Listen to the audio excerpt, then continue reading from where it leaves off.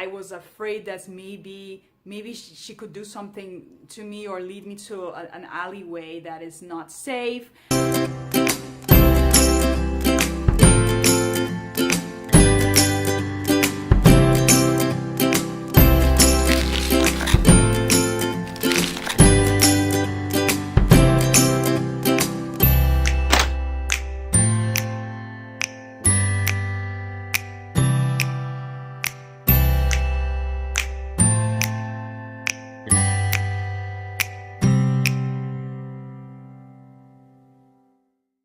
Alright, so last year I went to Istanbul, Turkey, and I know a lot of you are probably saying, what? Were you crazy? Why on earth would you go to Turkey? I know, I was asked this question quite a bit, too much for my own liking even.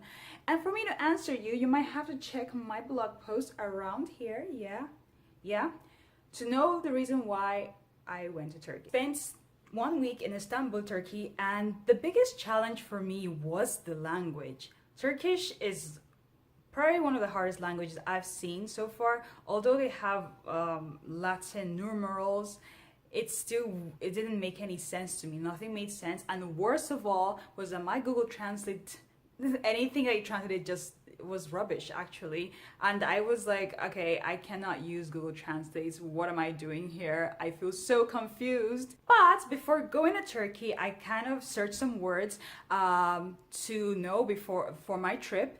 And the funny thing is that of all the, like, I think there were like 25 words or maybe 30 or 100, I'm not sure. Only one word stuck in my head, y'all, and that was teşekkür, which means thank you in Turkish. And I know thank you could go a long way, but to actually communicate something like, I want to buy this, can I go here, where is this? Thank you did not go far for me.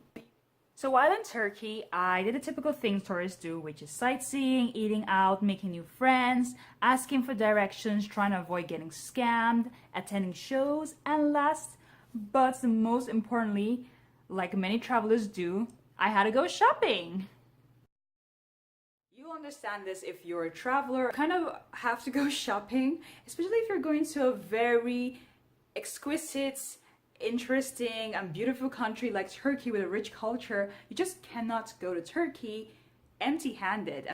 And I was trying to go to the Grand Bazaar, which is the most popular bazaar in Istanbul, and by grand is not an understatement. It's actually huge and you can easily get lost here. Kind of confused. It was like I was in a maze, and so I was just like turning around looking like a headless chicken, and you know, I didn't want to ask people that I wasn't sure about because, you know, I was kind of a little bit creeped out by some strangers. I had an issue before, which I will, you know, mention later on in one of my videos coming up.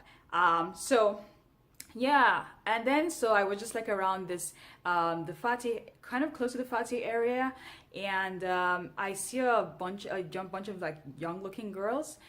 They look like university students, so I just kind of went up to them. I was like, I was kind of like, Grand Bazaar, and then they were like, okay, and then I think it took them a while to understand what I was trying to say, and I was just like, I want to go to Grand Bazaar. So I just kind of took out my phone and I was like pointing to things like, okay, Grand Bazaar, like, yeah, this place right here.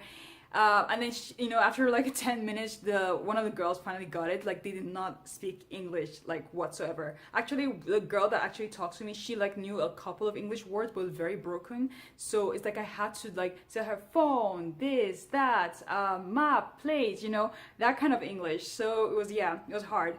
And so she kind of got the idea. I was trying to go to the Grand Bazaar, and she was like, okay, like, I come with you. And I was like, okay. She was walking with me and she kind of put her hand in my arm like we were besties for like the longest time. And then we passed through the University of Istanbul, and she was like, that is my university. I mean, she didn't say directly that, but that's what she meant. Yeah, she was like, my university, that's the school she goes to. And I was like, okay, cool. And I feel a little bit ashamed to say this because like the whole time she was with me, and if she's hearing this, you know, I apologize, you know, my guard, like I said, was up, and I was kind of holding my purse tightly. I was afraid that maybe maybe she could do something to me or lead me to an alleyway that is not safe.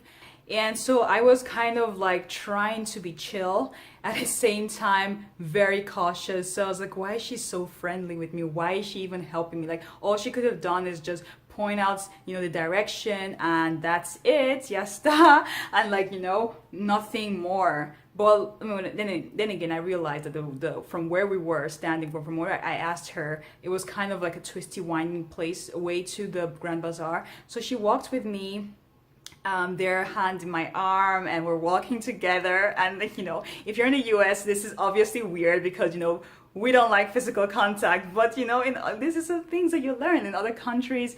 This is normal.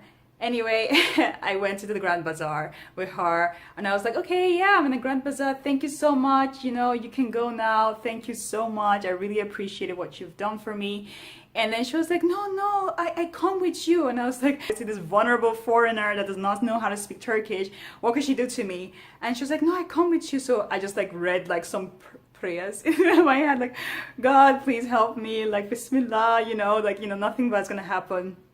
And so like, yeah, I just like, okay, fi aman Allah, I'm just gonna go, and you know, I'm gonna go with her into the Grand Bazaar. And something I wanted to mention to you, before I went with this Turkish girl to Istanbul, many of the guys, the merchants, were very mean.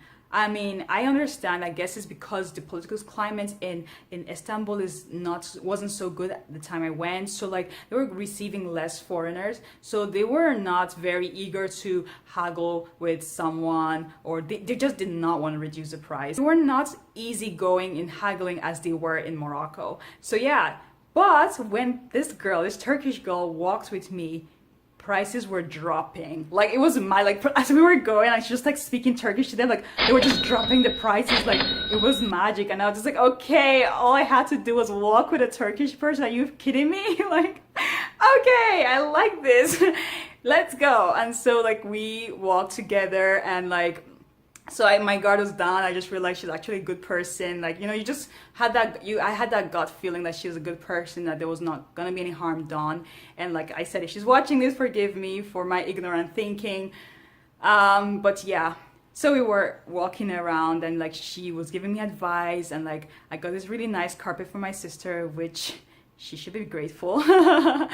Anyway, so yeah, it was great, and we walked around. She walked with me the entire time. I was kind of worried for her at this point, because I was like, okay, maybe your family's looking for you, or maybe you have to be somewhere.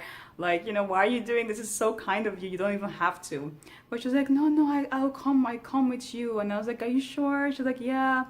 And then we were walking. She brought this huge Samsung Galaxy. I mean, not like this one, but she was like, she brought her phone, and she was like, let's take a selfie. And I was just like, okay. This is like the 5th time this is happening to me in Turkey. Like, I think it's a trend here, like there, to take a selfie, to just take selfies with strangers in Turkey. And that's what I love about Turkey. Like, the people love to take pictures. But anyway, I digress again. Anyway, so yeah, so she was like, okay, so we took a selfie, and I don't know, she posted it on her Instagram, and so we exchanged Instagram usernames and all that stuff. And so yeah, she walked with me. I got good bargains from my shopping, like, that I'll never have done by myself. And so she was a blessing. And so we walked. So anyway, yeah, so like, I kind of took a video of her. Look at it. She's so cute. I made a new friend. What's your name? How do you pronounce your name? Yeah. Your name? My name is Itnun, and she has been my lifesaver here. I don't know how I would have bargained or gotten good price without her, because they would not bargain with me unless they see a Turkish person. But this is the Grand Bazaar. The prices here are okay. I'm gonna go to They're expensive. They're expensive. She just was blunt about it. So we went to we got done, yeah. And so after we're done, I was just like, okay, I'm just gonna go and grab something to eat. And she was like, my favorite coffee, I take you there. And I was just like, oh, okay, okay. So I was like, okay, let's go, I guess. So we went past her university again, and then went to this coffee place, and I had like fruity tea. It was a kiwi tea. It was really delicious. I've never said a tea is delicious except in Turkey. But yeah, So we sat down. I couldn't really chat with her because it's very hard to communicate, like I mentioned. So I was just like, oh, your favorite artist, and she didn't understand. So I kind of like pointed at a musician, and I wrote in Turkish. And I tried to use Google Translate, which sucked, like I told you before, rubbish, absolute rubbish. And yeah, and so she was like telling me these Turkish singers that I have no idea. I have no knowledge about anything Turkish culture. After that, like, you know, I was like, okay, this girl deserves like a friendship award because she was so kind. She was there with me for hours. I think we were there for 4 hours, and she really stayed with me, hanged out with me. It was amazing. And then so we were going to the you know, the cashier to pay for our drinks and the sweets that we had, and she was about to bring out her money like to pay for me. I was like, okay, unbelievable, that is not acceptable. And let me tell you, I've never really fought for a bill, but I was like, I don't care if I look like a weirdo fighting this Turkish girl so she doesn't pay for my tea and hers too. I just thought it was not cool. So like, we were in front struggling, and the Turkish staff were just laughing at us. I was like, I don't care if I'm embarrassing myself. I'm not gonna let this girl pay for this. Like, no, no, just no. And so like I won the battle. And so I paid for both of us, and like Turkish staff were like dying, like, and so yeah.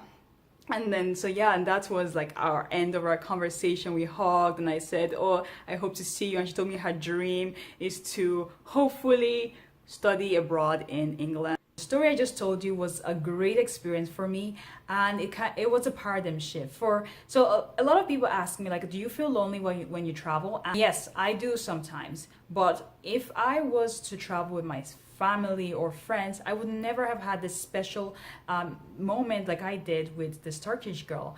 And it was amazing because like she did not need to know how to speak to me in English to understand that I needed help and I was in a vulnerable situation, and I did not need to know how to speak in Turkish to understand that, or to know that she was a good person and had good intentions.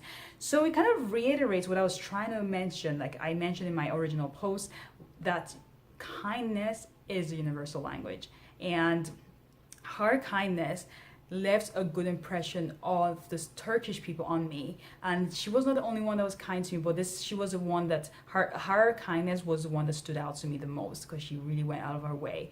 And like, if you're watching the news and paying attention to the news, you'll know that Turkey is going through a lot of political distress, and despite that, the people still have time to take care of, you know, visitors coming into their country. And that in itself says a lot about the people. And it's a lesson for us and for me to, you know, be empathic and help people and be selfless. Because, you know, when we go through our own time of distress, we don't have time to worry or help, you know, go a mile to help someone else. And so I thought that was really great, and was a great attribute of the Turkish people. So yeah, that's my story. And what is your story? Have you ever experienced such a special moment like this? And do you travel solo? And what was your interesting solo experience? Did you get to meet other cool people? Was there a good Samaritan that was in your life or during your travels that made you feel special, just like I felt? Yeah. And so yeah, thank you for watching once again. I have more stories, so keep, you know, stay tuned and keep watching. Bye. Hasta luego.